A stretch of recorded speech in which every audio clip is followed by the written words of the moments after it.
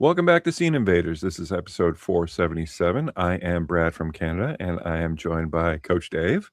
Hello, happy Rex Manning Day. Say no Hap- more. Happy Rex Manning Day. And Coach Dave. Yes, Carly's not with us this round. she is celebrating the Rex Manningness by trying to start her own Empire Records. Yes. Please hit her up on Twitter with donations so that she can. No, I'm just kidding. She's on vacation. Yeah, she's on vacation.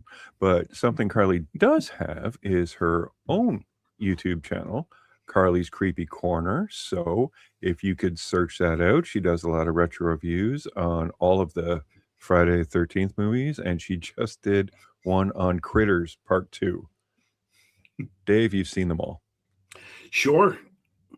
Critters, that's the spiky ghoulies one. Yeah, the little furball thing. Okay, gotcha. Ghoulies is the movie that made me double check the toilet every time I sit down. Yes, as you should. As you should. Yeah, but she has a lot of fun. She's a very talented writer and does all her own scripts and does all her editing and stuff. So it's very fun. Check her out and give her a like and a subscription and a share too. But yeah, so since Carly's not here, we decided we're going to talk Project Hailmary. That's our topic. Dave and I have seen it. I've actually seen it twice. Dave, what are you at? I'm at 3. You're at 3. It was just one of those movies that kind of, well, I'm glad it's out. I'm glad it's a movie. You know, and I don't know if the plumber have kicked it out of its rank. The plumber kind of killed everything. Yeah. I think it was down to like 30 million. And I think the plumber did something like 350 or something. Yeah. The plumber is Super Mario there, everybody. I just have no desire, but that's just me. I mean, heck, listen, good that they're making money, and hopefully that money will make other movies make money, but I don't know. It's just not Super my Mario. thing.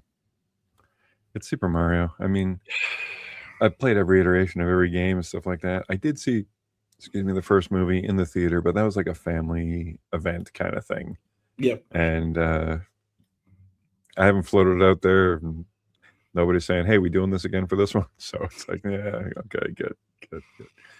So we're doing things a little different. We're going to save our topic till the end, which is just us going to be talking deep diving with spoilers about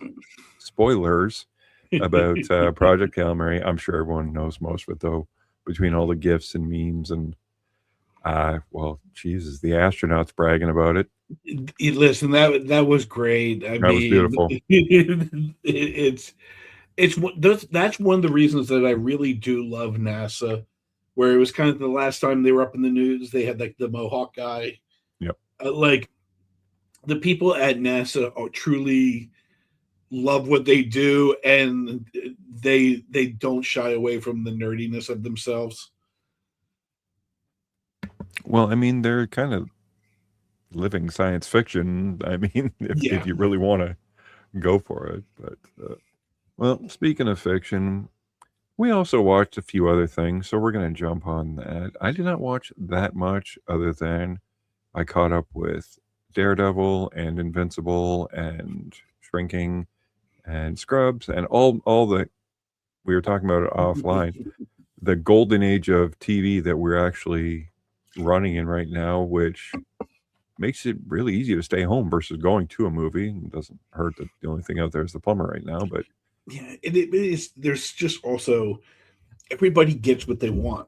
There's like a show for everybody. Like, listen, we're both middle-aged white guys, so like there's a million shows for us, but there's there's literally like a show for those who make a lot of money. There's a show for those who don't make a lot. There's a show for people who, choose this lifestyle or that lifestyle, or like, there's a show for everybody. All you got to do is look for it. You'll find it.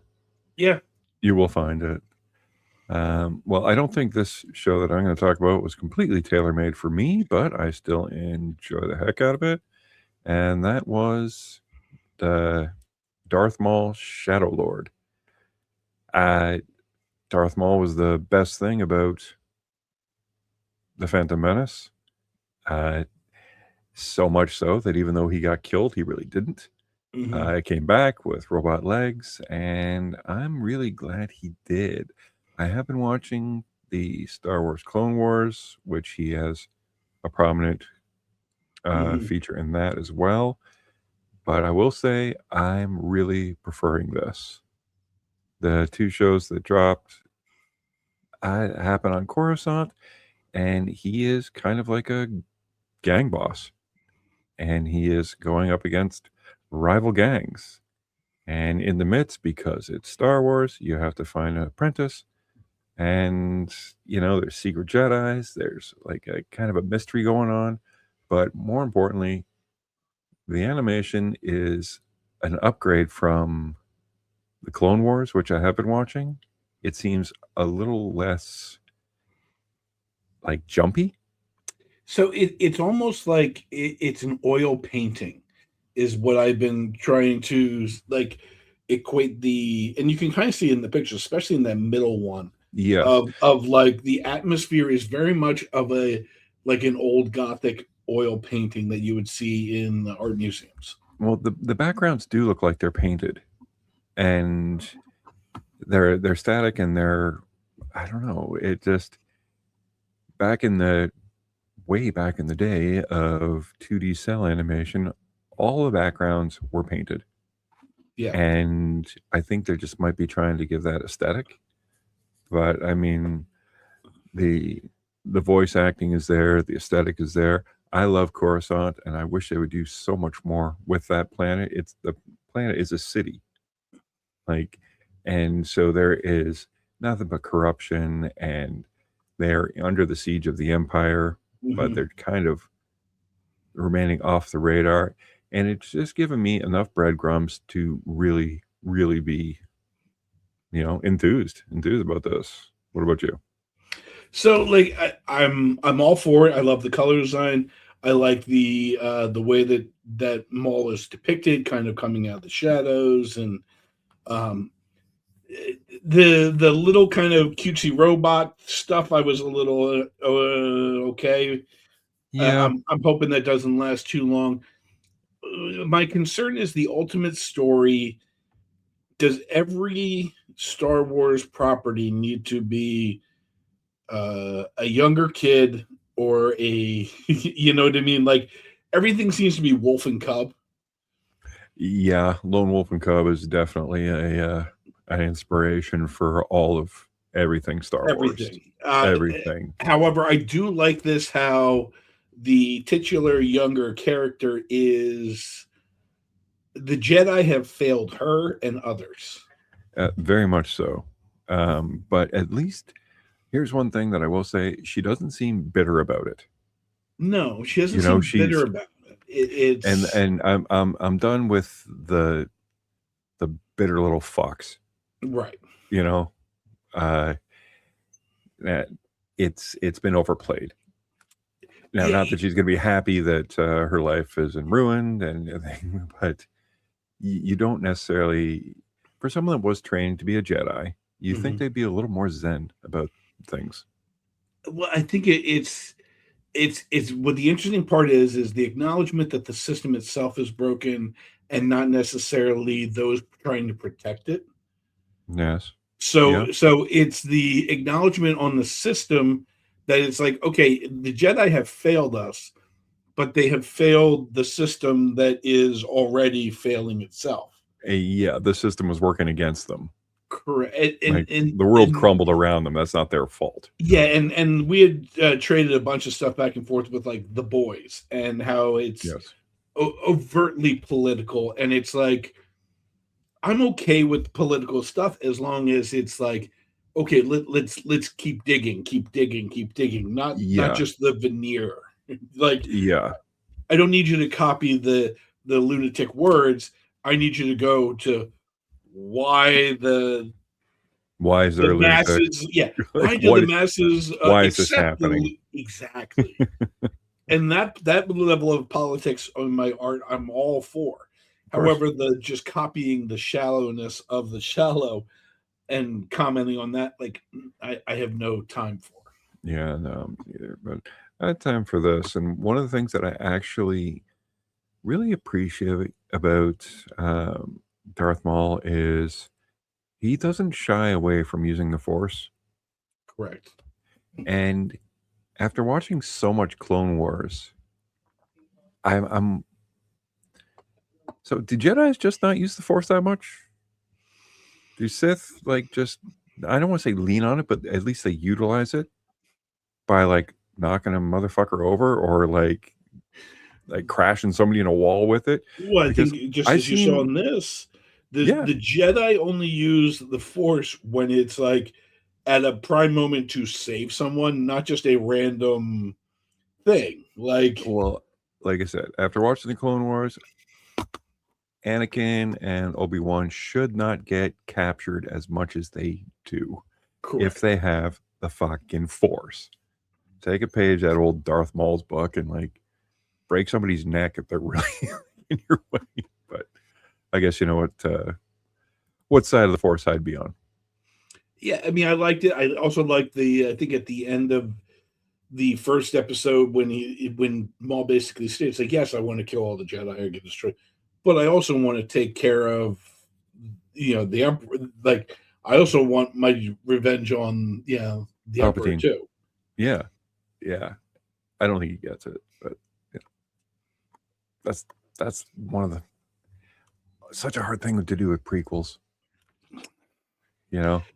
Yeah, because 'Cause the ultimately, like we stakes know what like happens, so it's yeah. like, all right, so are we basically we've created a show that we cannot deliver on, or Like, just enjoy the ride, and it's a pretty fun ride. well, and that's the thing. Now, there's a titular.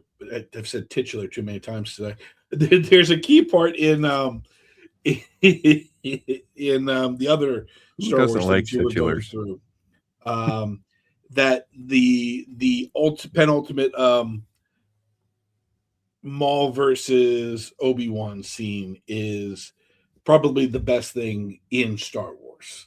Yes, I mean, every one of like, them. but there is one that is so perfect, and you watch that. I think it's Maloney will break it down, or I've watched a Yeah, million people break it down, and it's such a perfect Star Wars moment yeah, it is pretty great.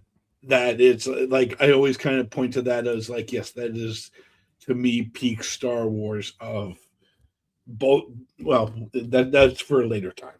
At a later time. So, like I said, that's pretty much what all I watched. What'd you check out?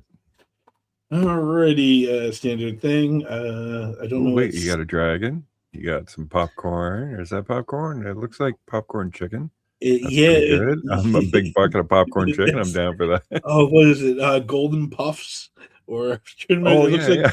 those old Corn cereal. pops. Yeah, corn puffs. Yeah, Yeah, apparently superheroes. the dragons are fighting the aliens. You know, Um, and listen, this is just superheroes watching along, saying, "Hey, look at that." listen, everything spells good, so Yeah, that's all I perfect. care about. So the boys released season 5. I was chatting back and forth with Brad a little bit of like, is it political? Yeah, it is pretty political. However, they were when I was getting to the end of the episodes, like they were starting to win me back a little bit, where they were kind of pulling back from all the obvious, parallels to modern times. And there's this character in the back here played by David Diggs. That's really interesting. David Diggs was most notably known from Hamilton, Yeah, and Snowpiercer. Snowpiercer. Oof. He's a really interesting, just a Addition. really interesting character. You have Sister Sledge on the side. The Voss lady is now the vice president of the United States. Um, the politics put me aside, and listen, I don't like to shame people over their looks because, like, listen, I'm a big guy that is of average looks, but Starlight has destroyed her face. Yeah, you were saying that. I haven't seen it. I'll probably watch it tonight.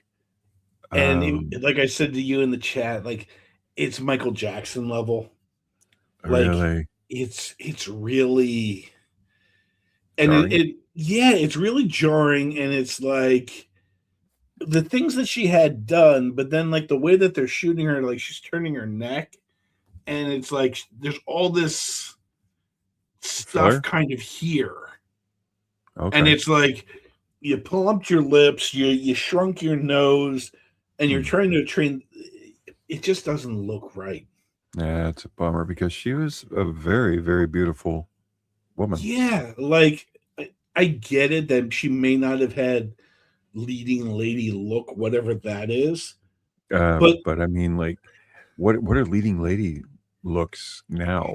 Because it is everyone just getting their face all fucked up? Is that leading lady looks? I don't know. Like I always kind of look at like the Judy Greers and like the people that played like the best friends and everything Yeah, for all those years, and it's like, okay, yeah, you played the best friend in a bunch of rom coms for a bunch of years, and then you do a couple great artsy projects where like you get to really show your how good you are.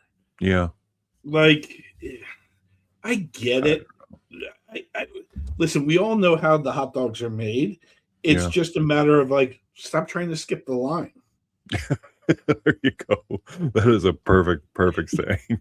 You know, like if you grind in and like yes, if you're really good at your you know, I don't know, would anybody really say that Meryl Streep is a amazing looking woman? No, I don't think so. I mean, even if you go back to like her back in like Deer Hunter and stuff like that. Yeah, I mean, Like yeah, she's not unattractive, but she's not like who is peak attractiveness to you? Like completely superficial, beautiful. For me, I would go for like say Megan Fox. yes, and it's like that's the career you want. Like she was good in Jennifer's Body, but other than that, like people just stared at her. Yeah, she And like not even getting called back for those Transformers movies. yeah, or like it's funny like you had who played Rachel in Friends. Jennifer Aniston Jennifer Aniston. was like peak everything, right? Yeah, But yeah, like she had to actually like fall from her peak to really start doing good work. yeah. Well, I mean, she has the luxury of that Friends royalties to Right. actually fall back on. She's never going hungry. But I don't know if many of these people are.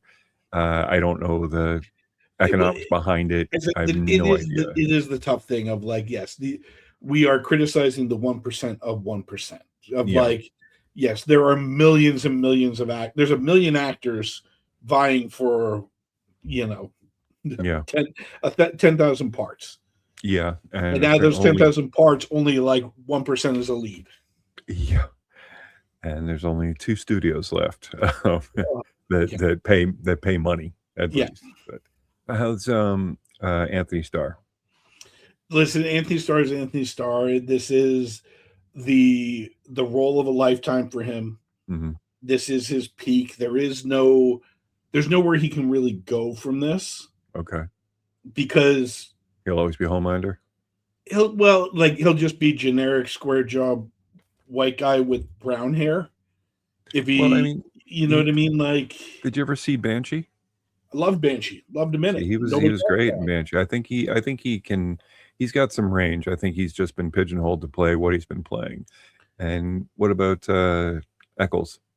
So he has not they have shown him he has not been active.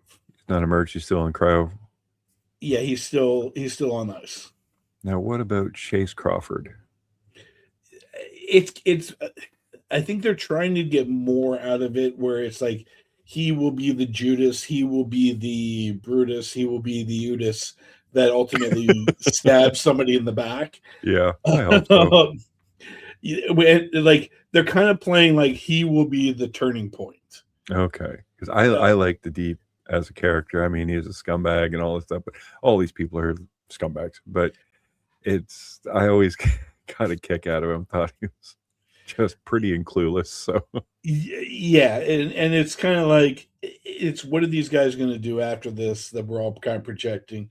Jason Eccles is going to do Jason Eccles things. Yeah. You know what I mean? Whereas, like, Jensen. I do think, the lead, the guy that plays Homelander, what's his name again?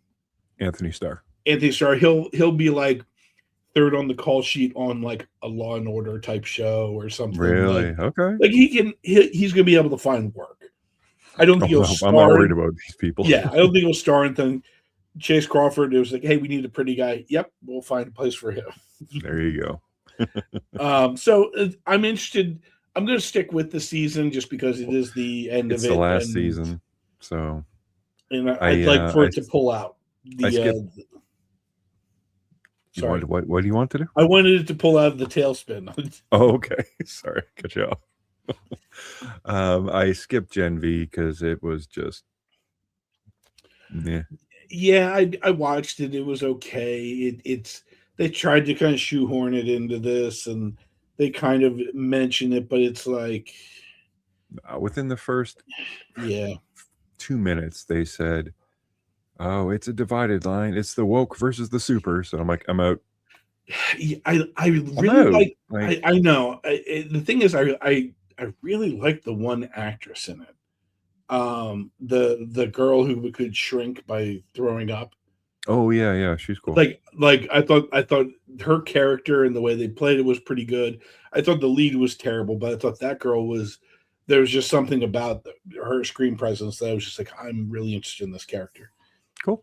And then no, it wasn't just because she was riding a phallic like it was a pogo, like, but yeah, she was sliding up and down a fireman's pole. Yeah, it is, and it is funny. Like, we're kind of waiting for that beginning of the season shock moment from the boys, and I don't think we have it yet. Okay.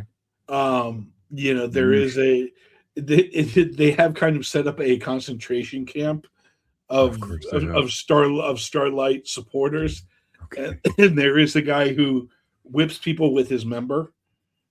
It's the giant dong guy from Love Sausage. Yeah, so Love Sausage is basically a guard who keeps people in line by swinging and hitting them. Stupid. That was from the comic. The comic is like worse than the show, believe it or not. Yeah. What I'm shocked most that we don't have with current AI is the creation of more of, and I always loved this medium. A lot of people didn't, of motion comics. Yeah. I know they did a great version of motion comics for Watchmen. Yes, they did. And you would think with AI that they would be kind of developing a great kind of motion comic of kind of going from scene to scene with motion. You easily could. I mean, I've seen AI saying like you can make your own comic. Right. So you would like, maybe they don't want to jump on the AI train. I mean, they're going to. You have to. Yeah, and listen, I'm divided because obviously I use it for this, but at the same time, if everybody's using it, then you're just developing the same, pretty much the same art style. Within. Well, you'll see mine later. A couple variants. It's funny. I made a poster for my adult league championship, and I did kind of like an old school boxing. Oh, cool. That actually it came out pretty well. I'm a little surprised how well it came out, but yeah, I'll try and bring that up later. I'd like to see that. So it's. I mean, we'll see how it all shakes out. Next, I have Born to Bowl. Okay. What is this? So this is a reality show about the bowling championships, and it is so the bowling nationals, worlds, whatever it is, like the ultimate championship, is in 4 months. It's like 19 events over 4 months. Okay. And it's hilarious how like they're kind of they equate it to golf and all these other things. They're like, it's kind of like golf with the PGA, and they go through a certain amount of time. Except these guys have other jobs, and the checks they win, like the most a professional bowler can make with endorsements is not as impressive as you think it is. I think it might be. How much is it? Like some of these tournaments, I think there's 19 tournaments, and like the most I think you can win on any single one is 100,000. Okay. So I after wouldn't, nothing to sneeze at, but yeah, but after taxes, it's after taxes you're down to 50,000. Um, yeah, so it's under one a of year's those. wages. Yeah, but a lot of these guys they have second jobs and stuff like that, and that's only to like the top guy. So Yeah. like again, is it like coming in eighth is like you get a pack of Smarties. Like, Yeah. It's corn dog, piss off. yes, exactly.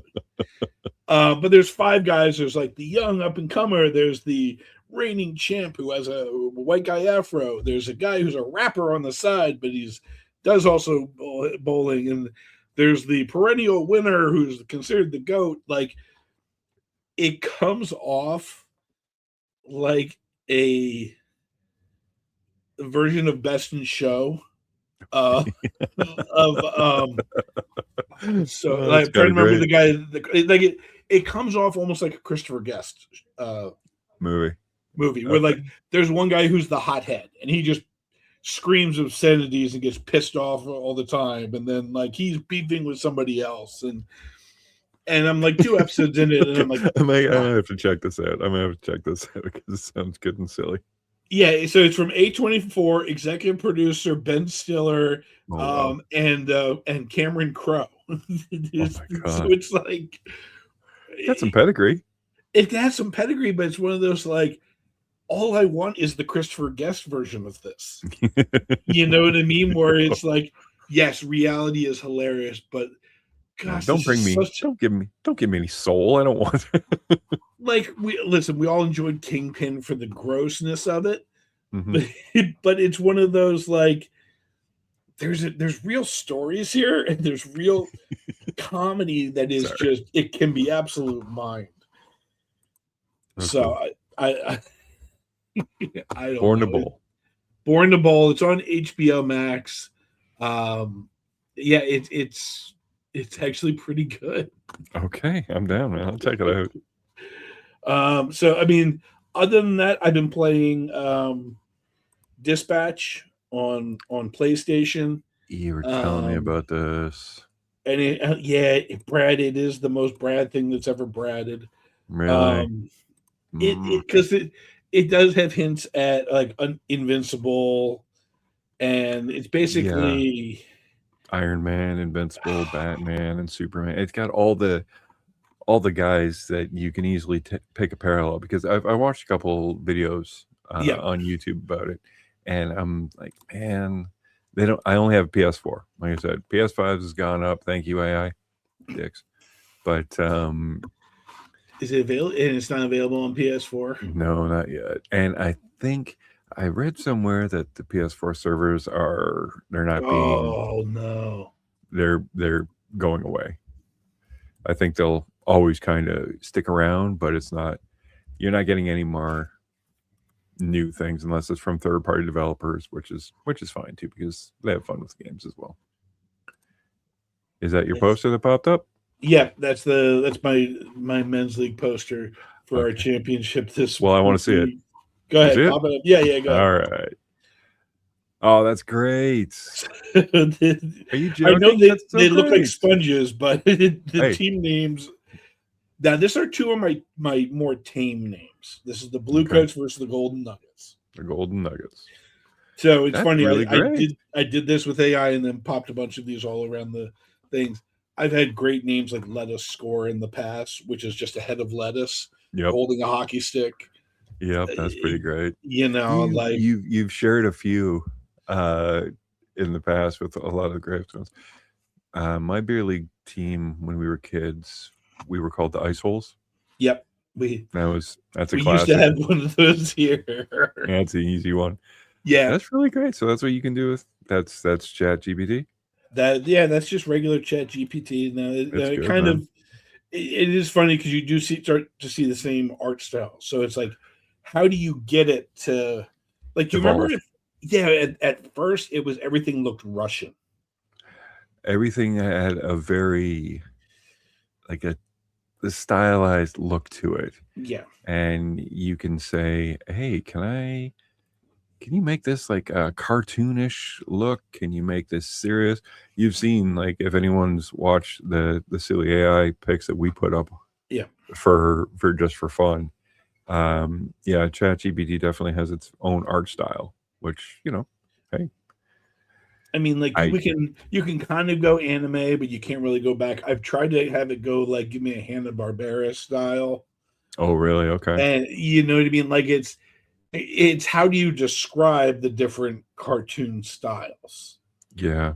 You Can you know, make it it's look like the Flintstones? And they say, well, the Flintstones is a copyrighted thing, so right. you could not do that, which I respect. I'm fine, but it's one of those fine. Can you make it look like a Stone Age family that happens to Yes, be you can cheat with the that prompts. You may can or may cheat with not? may or may not, yeah, get me sued. Just don't do anything Disney. They'll Someone come for that rhymes with red. you. Red and Frubble. Yeah. Yeah. So I mean, other than that, you got your staples that I'm watching, like The Pit and all those, and I'm gonna, now that Shrinking is all together, I'm gonna try and watch that. Yeah. Watch for All Mankind. It hasn't pulled out of the death spiral yet. I'm hoping, but we'll see. Yeah, well, like I said, I'm caught up with Invincible. I'm caught up with everything, and caught up with Daredevil. And this latest episode of Daredevil was freaking amazing Man, because it highlights one of my favorite characters, Bullseye, and yeah, it has, like, I know his powers are bullshit. He's really good at aiming, but it is just cool. They pull it off so well, and the actor playing him, mhm, you know, he is a villain who thinks he's a hero. No one's the villain of their own story, and right. Bullseye is personified with that. So, yeah, check out Daredevil. Yeah, It's I heard there's a great Bullseye moment this week, and oh yeah, couple. I really want to get into it. It's I, the fact that it's week to week makes me, because I have so much of That's what I my love. current week to week. I know. Well, I love it, but I have my week to week is already full. Yeah, So it's like if I have my streaming, I can be like, okay, but I kind of do because I have to go through the old ones. yeah. But I mean, like, I've got my Monday covered, my Tuesday covered, my Wednesday covered, Thursday. It's like back in the day when, okay, Alpha's on Monday, Growing Pains is on Tuesday, Who's the Boss is on Wednesday, The Cosby Show is on Thursday, and what was on Friday? Oh, there was Perf- TGIF. no, this is before TGIF. This is around the cusp of TGIF. I Oh, think this was Perfect Strangers was on Perfect Friday. Strangers. Okay. Yeah. And then if you waited long enough, your dad would say, "Stop watching that. I'm watching Airwolf." And we had to watch Airwolf. But yeah, well, one thing we did both watch, we both enjoyed, as we said at the beginning, was Project Hail Mary. Now, Carly's not here to do the Twitter shout out, so Actually, right now she is watching Project Hail Mary. I know right Right now she is now. watching right now. So so next week we're gonna do this all over again. We'll see. Well, we'll see what she has to say. But Yeah, since we'll be she's not doing here to do the Chris Twitter Farley shout version outs, next week. yeah, that was awesome. I took a stab at doing it. So Carly's not here, so I'm doing the Twitter shout outs. And you can tell this is also Chat GPT because it has that same art style. Mm-hmm. So can you tell Carly does it better than me? Because we have one Twitter shout out, and that is from Please Put Down the Crazy, our favorite Josie Lewis, who said We're going for one. she has the best tweet as far as I'm concerned. That is, I haven't seen it yet. So I guess I'd better get on the ball or postpone watching the podcast until I do see it. Well, Josie, don't do that made that. it completely worth it. Just But I would say slowly. get in the ball. Yes. Get in the ball. would be how we would You know, say. yes, actually, that is very apt for Project Hail Mary. So, what say, Dave? You want to get into it? I mean, like, I wish we could play like copyrighted music and Oh you my know, God, I like know. from the very beginning they had me. And listen, one of the rules in screenwriting is, don't do exposition, show, don't tell. But they do such a good job of putting Ryan Gosling in the classroom as the teacher, Mhm. and basically as a teacher explaining what the problem is. The So our son problem, is dying and it's slowly being eaten away by an unknown yeah, entities. I'll say entity or phenomenon or something. They don't really get into that either. Right. Or at least they don't hit you over the head with it that, okay, time's up. We Right. all knew the sun was going to blow up. It's going to now. And so they're surmising, or like, well, at least Ryan Gosling's trying to placate these children that, you know what, it'll get figured out. Don't worry about it. Well, it will get figured out because the government comes a calling and says, hey, Gail, which his name is Gail, we need your help because I guess Ryan Gosling character is a failed astrophysicist, Yes, he is. Basically, disgraced or I would say discredited. disgraced or discredited, where he stands on his Ryland Grace is the character's name, Ryland and Grace, yes. he stands on his position of, it's like a controversial position. Yeah, something to do with water. Yeah, or like evolution can exist without water, or something like that, or Yeah, life can exist without water. yeah. It's They something don't they weird. don't they're really good about hinting at things and letting your imagination fill in the gaps. They don't tell you everything, Right. and because, well, you know what, they don't have to because it's not central to the story. You ever find like a lot of movies now, they tell you everything, and so there's no play for theories or more discussion. Uh, this movie doesn't Right. do that. It leaves open enough theory. It leads you, if we're the horses, we're led to water, and then we drink if we want to. They explain the science that the characters use to come up with their things. Yes. They don't say how the characters come up with anything. They give you the kind of the mechanisms of, like, here's the blueprints and here's the character that uses the blueprints, but Yeah. they don't walk you step by step. No, just trust that they know what they're doing. Yes. And you do trust. You trust Rylan here because, one, he's easy on the eyes. He's Yep. charming. He's not a hero.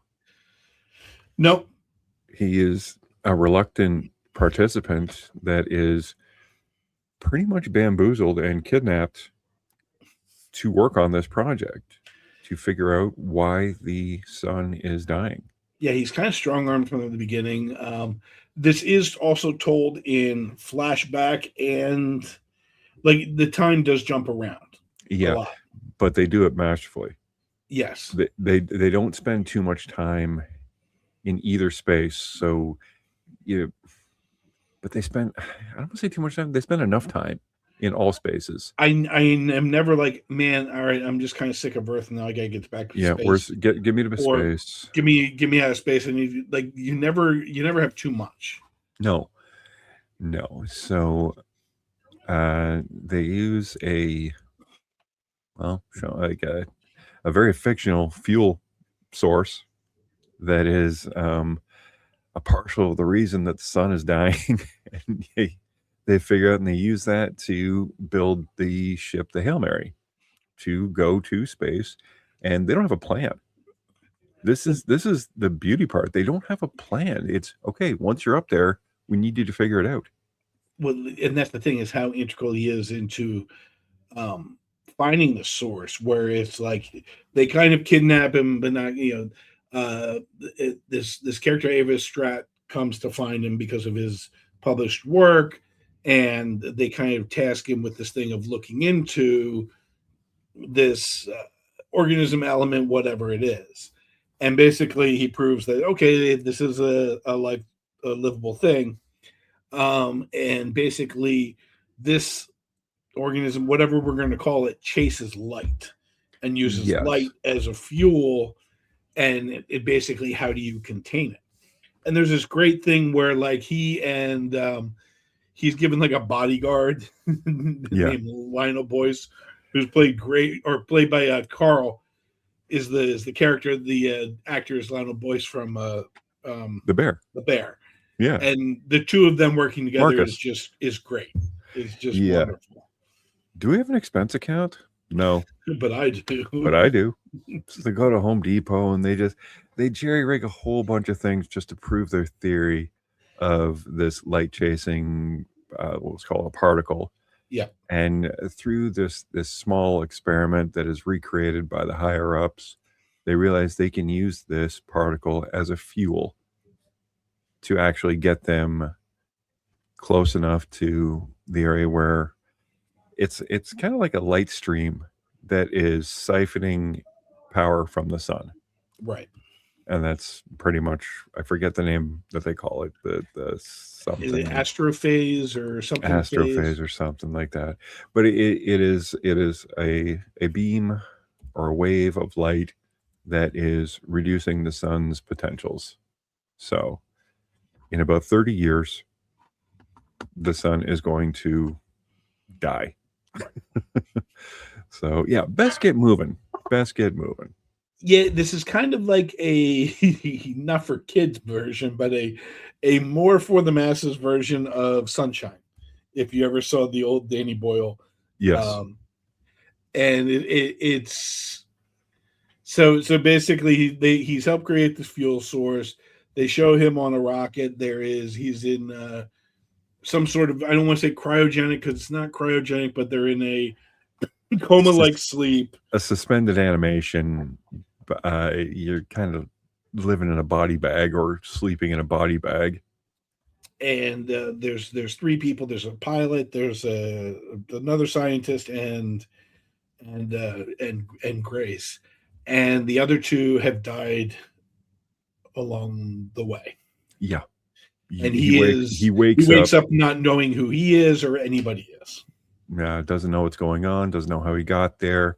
You think that it's okay. It's a little bit of disorientation from the coma medicine or whatever it is. He wakes up to a robot arm trying to revive him, and so he's got like a robot pal, or at least a nurse or something like that. But I mean, he goes through and he's lost. He's befuddled. He's scared. He's screwed. He's like, okay, best get to work, I guess. But the best, like I said, what I love about it is the work that he has to do is not even established yet. Right. He has to go to this wave and figure out why it's doing what it's doing, and then like come up with a reason or a solution, and then send these drones back to Earth because, oh yeah, it's a one-way trip. Yeah. The people that volunteered for this, there is no going back. They don't have the fuel source that they created. If they didn't have that fuel source, they wouldn't have been able to make it that close to the wave. Right. Then they don't have enough of it to. So they're never getting back because it was a miracle they had enough to get there. So it's a suicide trip. Yeah. It's bleak. It is so fucking bleak. But it never feels that way. And yes, because we know, like, well, we don't know. We don't know. We don't know what's happening. But it's one of those, like, you just go into it like, yeah, everything's going to be right. This is a movie. Everything's going to be great. And then you remember, not all movies are great. You don't always get a happy ending. And you know what? Halfway through, I was like, you know what? I don't need a happy ending. I just can't handle a sad one. You know what I mean? Or an unsatisfying one. And I don't think they deliver that, but at the same time, they do deliver moments of sadness that definitely had me sobbing. Oh, One of yes. which that I still to this day don't understand, Oh, I and know it, the one you're it's talking about because I don't understand it because you and I shared a moment with this. Because after I left the theater, I said, "Oh my god!" I just wiped my eyes, and then there's a karaoke scene yes, that happens on the, I guess, an aircraft carrier that yes, they're on all this to to keep keep them them out of moving, civilization. and yeah, and it's also to keep the kind of if you ever see Contact, Yes. the people from sabotaging this thing, and or Yeah. the different government agencies from getting them. And you had the character Ava Strait, played by Sandra Huller, who was great in Anatomy of a Murder Fall. or Fall. Um, it, she plays just the straight laced, almost like East German block, like old school. This is what happening. This is what we're Yes, doing. Go. there is no joke. That was a joke. Ha ha ha. Like Uh, that type of thing. And she's just very cold. And this is she is the leader of this thing, trying to get it done. And it's kind of on the verge of basically the space flight going. And there's karaoke and everybody's having drinks. And you have Grace, who is played by Ryan Gosling, who is just kind of depressed. Everybody else yeah. is just having a blast, and it's funny. The other two, you know the other two astronauts, but you don't know. So the Well, one I guy, figured the one the guy's one, from Rush Hour. yes, it's Ken Lung, who is, he's also from Lost.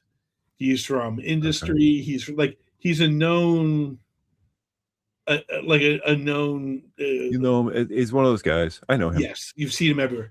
The girl who plays the Russian lady is the AT&T girl, Oh, Jesus Christ. She Melania is. Ventrop. Holy Like, shit. or like she had she was going to be like Squirrel Girl, Yeah. but it just never worked out. Oof. Um, so everybody in this is like from something, and you know them, but you just can't pigeonhole them, which is great. Yeah, and which is really great because you don't see Tom Cruise up there. You don't see you see the character. You don't see the actor. And I think that And is the beauty of Gosling is oh like my god, yes, I was about to say this. I don't He's see La La Land Ryan Gosling. I don't see Blue Velvet Ryan Gosling. I don't see Place Among the Palms. I just see like he just kind of morphs into the character. yeah, yeah, and he doesn't play the same character twice. You know, he's not Ryan Reynolds up there. No, He's not Vin Diesel, not The Rock. He's not any of those guys. But yeah, all right. so But yeah, we have to get the back to the karaoke scene, karaoke. the Okay. karaoke scene. So Ava is straight laced, and then all of a sudden she is singing this version of oh god, he's one of The fuck, uh, I he's an completely MCU blanked. guy now. Yeah, Oh man, I hate getting old. I All completely right, forget. okay, here it is. Uh, So Harry Styles, "Sign of the Times," that's and it. she sings this almost eerie, A almost haunting version. heartbreaking version of of this song, and I don't know what it is. Is it the lyrics? Is it the point of the song? Is it the point of the movie? I don't know why I broke. I don't know. I did too. Like I don't know if like a certain lyric or a pitch just hit my tear nerve or whatever, and I just started crying like hell. Like just tears were just falling off my face. And I couldn't stop. I think it's this is the moment that it just kind of becomes real to everybody. Like, whereas like, okay, They're there is no, celebrating their death. yeah, Like and that's they're celebrating the death of 3 people or the death of 8 billion. So it's a it's well, you know what? it wasn't 3 people at that point. It was Yeah, it was just the basically the science world. team. Yeah, You know, right. We have we another didn't very know. contact moment where we have our major setback, which is we're all good to go, and then a major, While screwing we around with the didn't know fuel, what we have. one of the units blows up and kills the astronaut science team. Right. So you're recruited, Ryan Grace. You are recruited to go. You have to go. And what And happens next, we don't find out till much later. man, oh god, I was angry. I was extremely angry when the there's a couple of twists that happen in this movie. Like we can come back to this one. Yeah. Let's jump to space. Yeah, let's jump to space, and there is you have the omniscient robot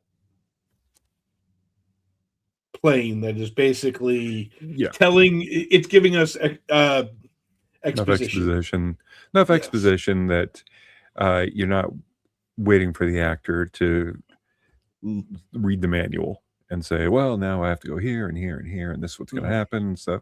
It lays out enough breadcrumbs that, okay, he's there, he has to figure it out. He has help from the AI on board and such.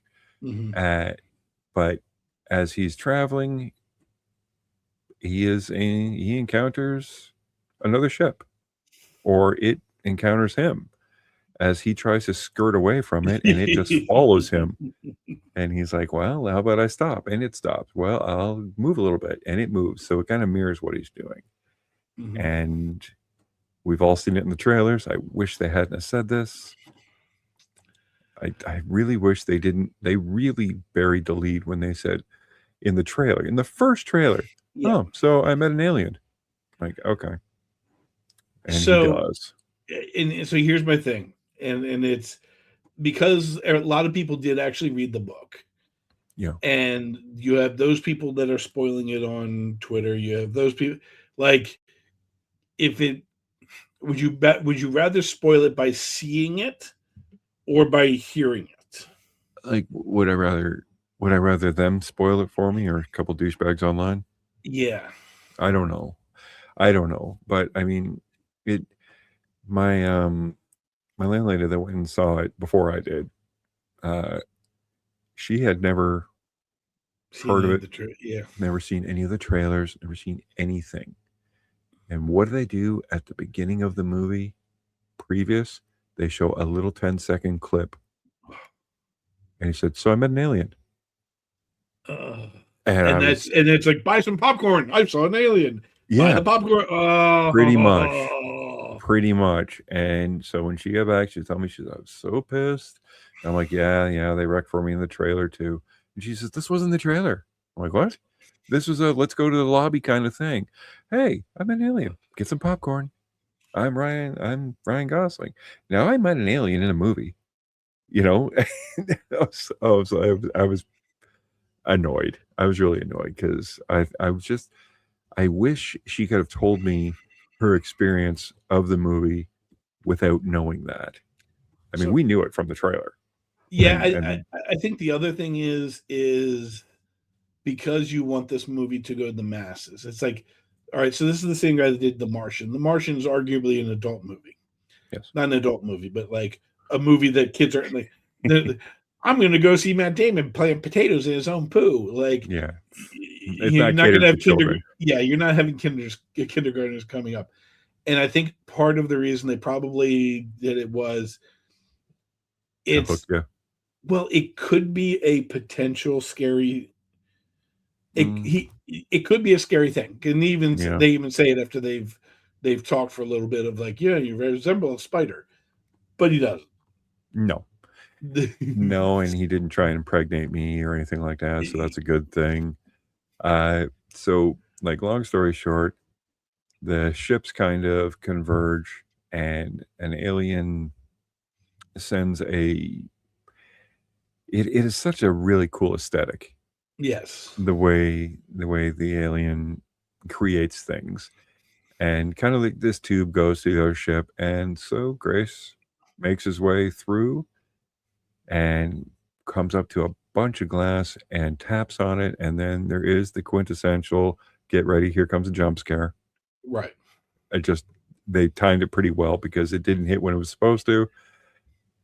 And you have Rylan Grace coming face to face with an alien who doesn't really have a face because it looks like a pile of rocks.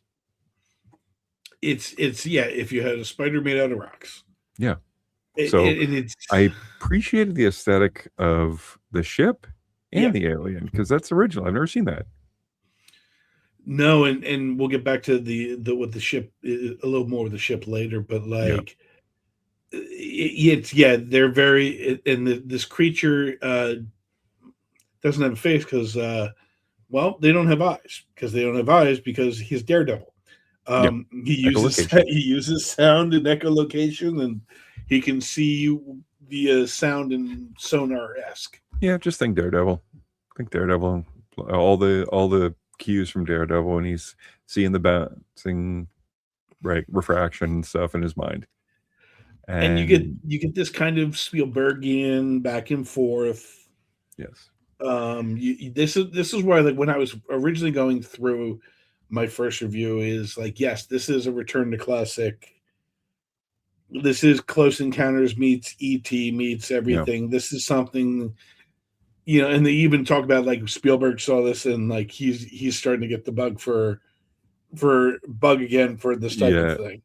Well, what is it? What the hell is that movie he's making? Oh yeah, it's like an encounter movie. Yeah, what the hell? Realization Day or something like that. I can't remember what it was. Anyway, we're not talking about that right now. So it seems like the alien that Gale nicknames Rocky, because looks like a rock, has the same problem that Earth does. That their sun is also getting affected by this light stream. Right. So they sent Rocky to fix it. Exact same thing. They're both in the same boat. So what do you do when you're in the same boat? You work together. Now, the alien naturally does not speak English. It makes cute noises and stuff. So Rylan with the laptop deciphers enough that you get a cutesy voice for Rocky. And you also get the cutesy pronunciation and word choices and sentence structure. So when they do a fist bump, it turns into fist my bump. Right. Various cute little things and stuff like that. Rocky is a very enthusiastic, helpful, playful alien. So it's he honestly reminded me of, you ever seen Ghost in the Shell? Yeah. You ever see the spin-off shows or anything like that? No. Okay. They have these spider robots that are also vehicles. And because it's, Japanese animation, they make them cutesy and fun and playful. So that's the first thing I thought of when I saw Rocky, who built himself a ball.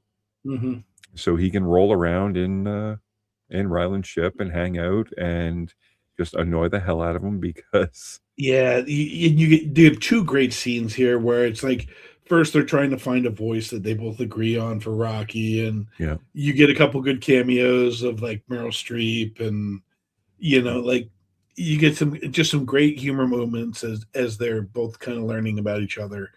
And then Rocky comes up with the idea that because he can't breathe Grace's atmosphere and Grace can't do his atmosphere, that he basically creates a ball around himself because he can build things. He can build anything. He's a master builder. He's a master Lego thing, and he can pretty much build anything. Yes. And like not complex computers or anything like that, but any kind of structures, which works out really well because, well, they use the structures and they use both of their intellect to kind of solve the issue, Well, or at yeah. least Well, mm, it's you get these great interactions with the two, where it's like, and this is where I really give the filmmakers credit of they always kind of go back to who these characters are. Like, yeah, yes, Grace is a teacher. Like, there's a part where Rocky is going nuts, just going around the place, and then he finally, Rocky, I have my hand up, like yep, as a teacher, and just lays it all out. And Rocky basically almost as a childlike entity just picks the last word, last word, last word. You got it. Where's my bedroom? But yep, it's you have him trying to act like a teacher for like a childlike entity who is actually a brilliant astrophysicist. yes. But on his world, what was he just like the master builder of his group? He's kind of an Because we elite. later find out that he is so similar to Grace is that he's the lone survivor on his ship as well. Yes, yeah. So the two parallel enough that, but it never gets hokey, No. you know. And I'm kind of realizing so much just as we're speaking so freely about it now, because we don't really have anyone to talk about it with. And if Unfortunately, neither they're Brad or I have that moment afterward where like we are going to get coffee yes, or a beer or something, and we are going to just talk about the movie. yes, That's what we're doing right now, honestly. Thanks for joining us. But yeah, they come up with a plan on how to siphon some of the energy just to actually get a glimpse of it. mhm, Rocky is integral in this. Grace would not have been able to do this without him, and Rocky wouldn't have been able to do it without Grace. So it is a pairing, a happenstance that works out very well. yeah, Now, back on Earth, uh, Grace is implored that you have to go to space, and he makes the hard choice that no, I'm not going. I'm not going. right. I'll stay here on Earth, and I forgot her name. What's her name again? She the head honcho lady, hairstyle Ava, singer, Ava. She says, "So you're just going to die with 8 billion people in 30 years, probably less, because it's 30 years is the twilight. That is the best of all case scenarios. In 30 mhm, years, the Earth will die if there's no rioting for food." right. If all of the world's leaders come together and share food, like, so it's not 30 years. It's And more like, you're already alone. You don't have any, like big friends or family or yeah, anything like that. Like that's the kicker is that like that is a selling point. right, And but it doesn't convince him. He's like, so what? Like, yeah, guess what? I'm disgraced in my field. I ride a bike to work, not for the exercise. Like, so that was a line that just killed me. right. He's like, I ride my bike to work, and it's not for the exercise. Means like I'm fucked here. So just let me teach and let me do my thing. And then, oh my gosh, I was so pissed at this. I was so pissed at this. They take the choice from him and they ambush Mhm. him. And he has the realization that there's some heavy guys like around me, like they're gonna force me to go. And he does what you would do. He panics, he starts crying, Trying to run and he like tries to run. He is tackled. and A this is the point where yes, am I furious? Absolutely. But do I the get it? fact that they had the guts as filmmakers to do this That was big. because a lot of movies would not have done this. They would have turned him hero. It would be he's a reluctant hero, and he But is a deep reluctant down, hero in this, but not this way. This is a disgraced no, he became a hero. right. He didn't start out as one, and he it sounds silly, he's not the hero type. No. Like, he became a hero with help with Rocky and innovation and all that, everything. But, and you know what? I thought, like, if I woke up in that state, because the last thing he remembers is somebody jamming a needle in his arm, to put him in the enforced coma, to strap him in this ship, to send him off to God knows where to save the world. Mm-hmm. I wouldn't save the world. Fuck them. I would spite them. Well, he originally doesn't remember it, and then it's like he kind of has this realization, but it's also after he's met Rocky, and it's it is to use the white girl Instagram term, like everything happens for a reason. Yeah. Of it, if he doesn't meet Rocky, he doesn't save the keep world. doing this. Doesn't save or doesn't get a chance to save the world, because we don't even know. They do the math and they figure it all out, and then you have the great scene of just like, well, how do we get it? And so they have to basically scoop into this thing, and Rocky comes. He basically makes a bucket. Yeah. On a chain. He's like, no, I'll make a chain. He's like, make a chain. We would need a chain 5 kilometers long. I can do that. I can do that. Yep. Okay, do that. You make a bucket and a chain to send stuff out to scoop up the antimatter. Yeah, or whatever the it is, antiphage or whatever, the anti-astrophage. And basically, I'm not going to get into the peril that does eventually happen, but right. I mean, but basically, because there's no pilot, Grace has to learn how to be a pilot. And yes, you have your great comedy. Yes. Yeah, you're not very good at this, are you? You're never good. It's the straightforward, and here's the great juxtaposition of the movie. Is that Grace has been dealing with two of the most straightforward entities through the entire movie. Yeah. With the very German lady who does not joke and just boom, boom, boom, boom, boom. And Rocky, who jokes but doesn't intend to joke. Doesn't know he's joking, or she, or they don't know they're joking. And it's, I would, dare I say it, in a different actor's hands, it might not have worked.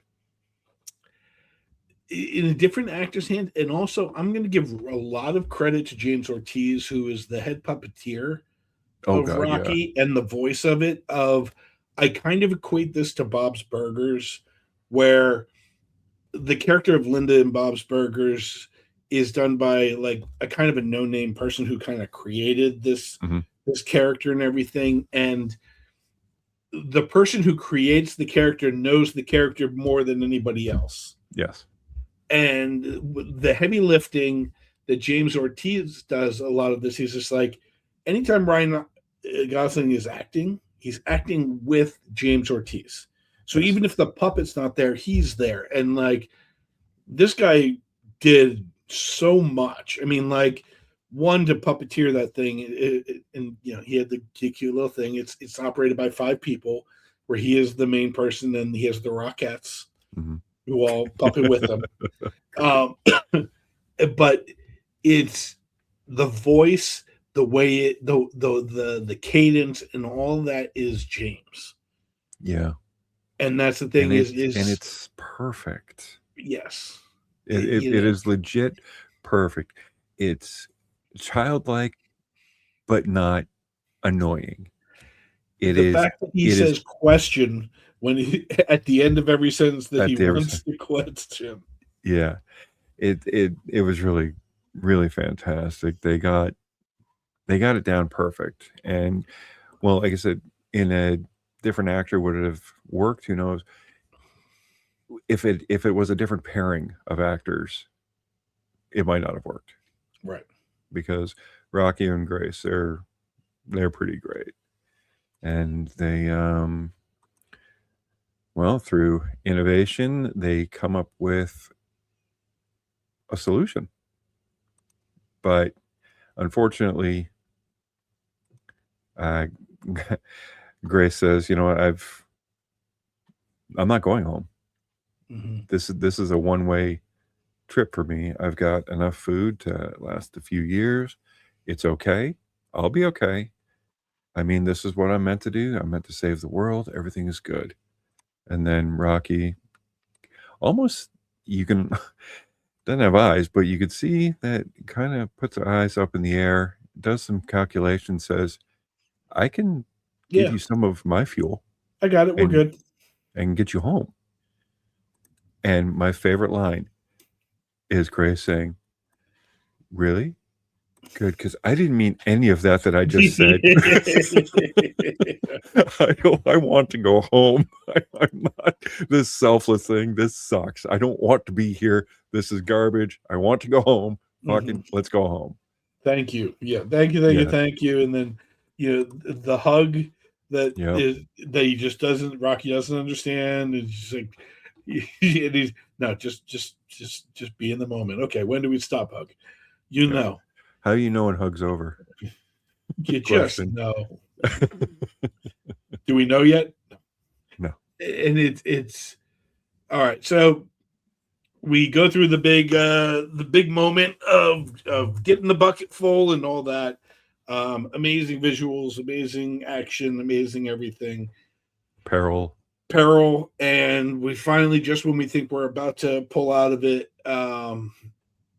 Grace gets hurt. He gets knocked unconscious. He gets hurt pretty bad, and the only way to save him is Rocky breaks the ball and Gets him to the medical bay robot. yes, and saves the day and gets him to medical bay, thus exposing him to radiation or whatever is The atmosphere that basically is caustic to him. poisonous, acidic, I don't Yeah. know.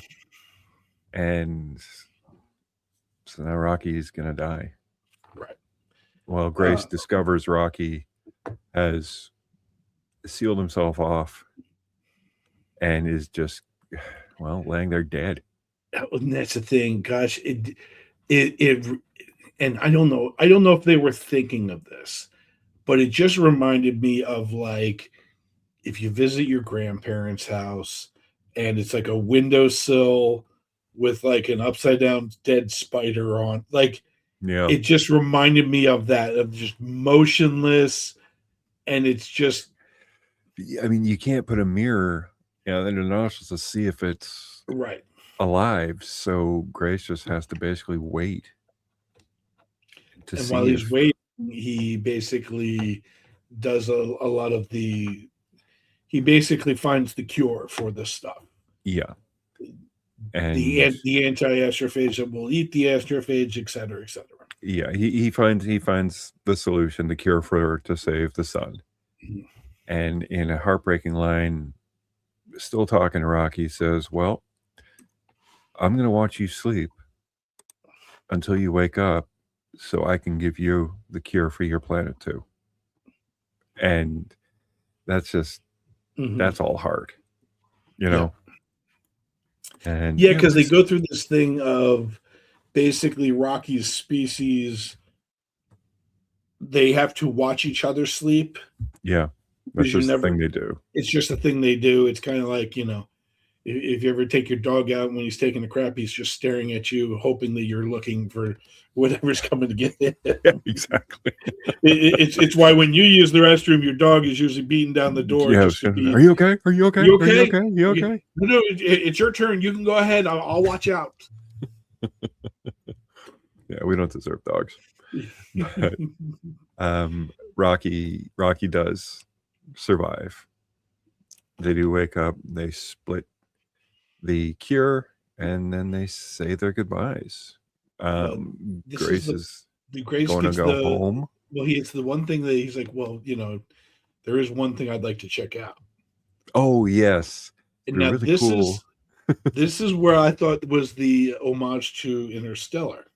Yes, I can see that. Yeah, now that you say that, yep. That's where where Grace goes over to Rocky's ship, and because it's almost like a lot of strings. Yeah, that controls everything because it's all sound based. Yeah. So Rocky builds Grace at kind of a rudimentary a bubble, but it's kind of like the old school early animation of just yeah, it looks like a fat lots of suit. corners. Looks Yes. like a fat suit kind of that he's walking through to check out Rocky's ship before they say their goodbyes. Their fuel is on. They're good to go. I'll never see you again. Thank you. And then they part ways. Mm-hmm. Now, because it's a fucking movie, the constructs that Rocky has built to hold the antimatter breaks down. Well, so Grace puts into a medical coma and wakes up to an alert that basically shows that the thing that he created has leaked through one of the Capsules or constructs capsules. or whatever that Rocky has built to hold these, because there's something that it doesn't jive. Now, but the thing is, that's what Rocky's entire ship is made of. His entire ship is made of these constructs. So he's like, I can either go home or I can go save Rocky. And that's the thing is, when they first leave each other, you're like, oh, that can't be it. But the filmmakers to this point have kind of zigged when you've always thought they would zag. Yeah, no kidding. So you kind of think like, yeah, he's going to go home. He's going to get home. He has to. And then he finds he's just like, all right, well, because he's doing he doesn't have enough fuel to save Rocky, and Rocky won't have enough fuel to get him home. It's either save Rocky or go home. That's it. So he does what any of us would do, because it's a really fun alien. Well, he sends the cure. He finally makes the decision to sacrifice himself. Yeah. Whereas, like, instead of the decision being made for him, he does make the decision to finally. Right. And I think good point. That's why it hits. If it's just he'd been the noble guy all time, this moment doesn't hit. Yeah, and the whole thing doesn't work. Yeah. As well. But it still works. Such a great scene. He has the 4 capsules that he's sending back to Earth, named after the Beatles. Those are man-made Earth stuff, so they're not gonna melt under. They're not gonna melt. You have the great Beatles song that kicks in as he's basically deciding, all right, here we go. I'm going to go save Rocky. And it. You put yourself in the shoes, would you go save Rocky? Would you go back to Earth? Rocky's the reason. I think it's all it's everything that this is why this is so good. This is why I'm so hyped about this, is that he had every reason that he would go to Earth, he doesn't have. And because of the relationship that he has with Rocky, because of what he has been through and where it's just like, he has done great things here that he's just like, why would I go back to that? Yeah. Where this thing, so there's the emotional thing, there's the bonding between, but then like, I've already achieved my mission. What am I going back to? Yeah. And that's the other thing, is we see we see the thing of like, the Earth has already started to cool. It's kind of like it's in a bad spot anyway. This movie takes place over like 11, 12 years. Oh yeah, and just because of the travel. And then all right. So he makes the decision that he's going to go and save Rocky, and even though like he'll be out of fuel, they can. Damn it! Screw it! I can save him. Yep. And I'll sacrifice myself to save him. And then we get the great reunion that we're like, oh no, he's already dead. He's already dead. No, he's not. He's hi, Grace. Hey, we're good. You good? I'm good. What's up? Yeah. It's like, no, it was just my thing. I got it. Okay. Yeah. And which was, shall I say, a levity that I really appreciated. Yes. Because I would have already through every emotional ringer. You said it perfectly, that I've never seen uh, so many human moments, true human moments between something that's not human. Right. Uh, and I'll credit the puppeteer, and I'll credit Ryan Gosling for conveying all of them so masterfully. And then you get a really weird scene of Gosling waking up to that medical droid. So this is friend of the friend of the show, Pat Egan. When he reviewed this, it really like he liked the movie. He didn't like the ending. I I don't know how I feel about it. I like the ending because it wasn't a sad ending, and that's all I wanted. I didn't need everything to be perfect and everything great and everything, and it didn't end perfect and great. I No. mean, it ended great, but I mean, if you think of the situation, it is not exactly ideal. Yeah, arguably they fix everything. They make it to Rocky's home, and they have built an enclosure for Grace of to like a perfect. a perfect ecosystem for him to live in. Yeah, and it's funny. This is apparently a beach in like Ireland, and now Oh, okay, everybody is going like going if there. you look and there's the arch, there's the rocks, and all Oh, that's that. pretty great. Yeah, they built It, a ginormous dome because there is science officers and such also on Rocky's planet that right.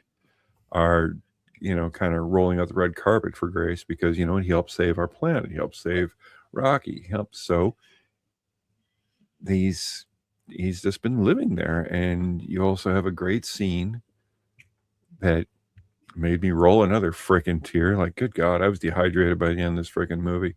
Yeah. Is Rocky says, our science officers say the Hail Mary is ready for you to go home. So you don't know how long he's been on the planet or anything. Right. Long enough that he doesn't need the laptop to understand Rocky anymore. He's deciphered the The clicks and the the whistles clicks and the yeah. whistles and all that to actually be able to speak with them. And obviously, Rocky's able to understand him as well. But he says, "Yeah, it's we have it set up that you can go home." And he says, "All right, cool. Can I think about it?" Mm-hmm. And then Rocky has my favorite line. Can you think about it for a long time? Mm-hmm. It's like, please don't go.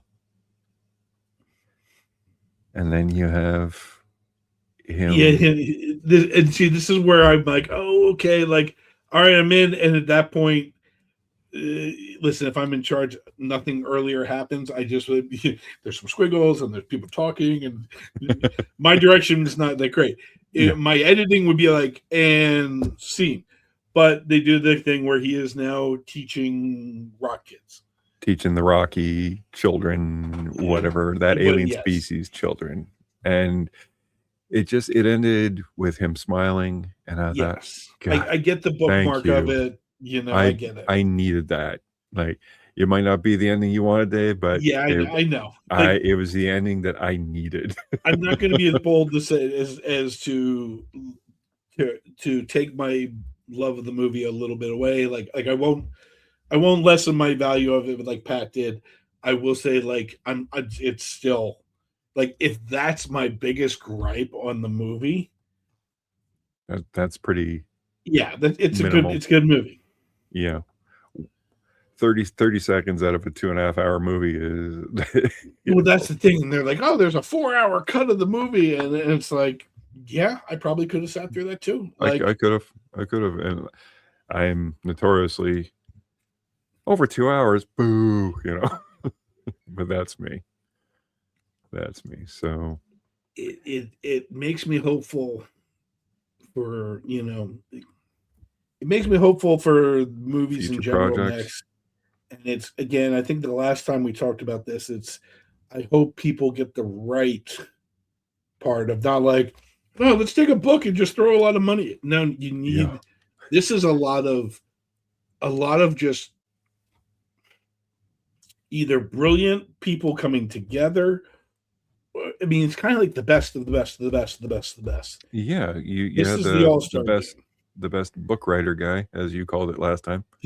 game. Best book writer guy meets Best best screenwriter guy meets best screenwriting director acting guy. person guy. Yeah, it was a pretty rare happening that all the parts came together and made a fantastic movie. Just a fantastic movie. Well, I haven't and seen a that's movie like this in a long time, and I was really happy to see this because not that it like restores my faith in like filmmaking or anything like that, but it is a little gem that I can hold on to. I'm like, yeah, that was a good one. That was a it, fucking good one. it. I'm going to say something really. It restores my faith in humanity a little bit more when we can make these type of things for each other and tell these type of stories. Whereas, listen, we can make a million horror slasher films, and they'll make money. Yeah, We can make a million, war. They're coming to get us, bro. they're coming to get us. You can make a million war movies. You can make a million, like just self-indulgent things.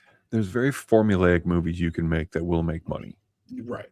This was not that, and I'm glad it exists. They took legitimate risk, and I think the risk that they took are going to hopefully inspire other people to take Yeah, other risks. yeah. Take the chance. Find yourself a good book writing guy. And I'm sorry, like I hate to say it, but I'll give Amazon credit of like, yes, you have an evil, evil. But they Capitalistic basically nature. but they basically cut the check and let the And let them the do people it. who are good at what they do work. Yeah, I'll give credit for that. And the hot plate that I ordered. And the hot plate. Damn good hot plate. Well, thanks for letting us wax poetic about, I'd say, if not the top movie, definitely the high five of the year for me so far. Dave, I bet you it's probably going to be on your end of year list or, so far. Yeah, I think for something to really, I'm curious if anything's going to be able to move me like this. Yeah. I hope something is. Yeah, me I too. I I hope want like nothing because but greatness. I want better and more and more and better. yeah, I want to say like this is last year this time Sinners had either just come out or was about to come out. Yeah, I think it was about to And come that out. was kind of like our big wow, okay, here we go. Yeah. Um, I'm not this was really a wow for me. yeah, I mean I'm not saying wow for Super Mario Brothers. I don't think I'm going to be. I think I'll be entertained by the, um, as my mother said, the DeLorean and Go-Gurt. Like I think I'll be entertained, but I don't think it's going to The wow me. Mandalorian and Grogu, but yeah, it's probably not going to jump right up over Project Hail Mary, but it might. I don't know. I mean, there's Supergirl. There is one movie coming next week that I do want to see. Hopefully, it'll come in the theater near me, but it probably fucking won't. Just called Lorne, about Lorne Michaels, the creator of Saturday Night Live. I want to see that, but yeah, I think right now I'm just kind of sticking to that golden age of TV because there's a whole bunch. Of course, shrinking just ended, but whatever. Yeah, I mean, like I think the big one for the year is going to be Christopher Nolan's Odyssey, and okay, this Yeah, is going Supergirl, and I'm you for know, Lobo. I want to see what Lobo does in Supergirl. I think a lot of people are. yeah, I mean, it to me, Jason Momoa did the greatest acting this world, acting of his life when he did the real life food challenge with the two Yes, British guys. I love that one. Those are Where great. it's like, I'm like, I've always liked Jason Momoa, but I was like, man, there's nothing more than I want to do than eat spam and rice and Guinness with And with Jason Jason Momoa Momoa, yeah, no kidding. at a breakfast Oh, diner in Hawaii. Dune Part 3 also coming out. That has Dune, Jason Momoa. yep. Dune Messiah or something. Yeah, Dune Messiah. There, Listen, there's big things. Big things are afoot at the Circle K. Big things are a brewing. So I don't know. Nothing's knocked Hail Mary out for me yet. So we will see, and we will. Well, next we'll week get Carly's point of we'll view. get Carly's perspective. She's gonna say, "Man, that movie sucks. You guys are dumb." No, I don't. And that will be the end hope of she enjoyed Invaders. it. No, we'll just join her channel, Carly's Creepy Corner, if she'll have us.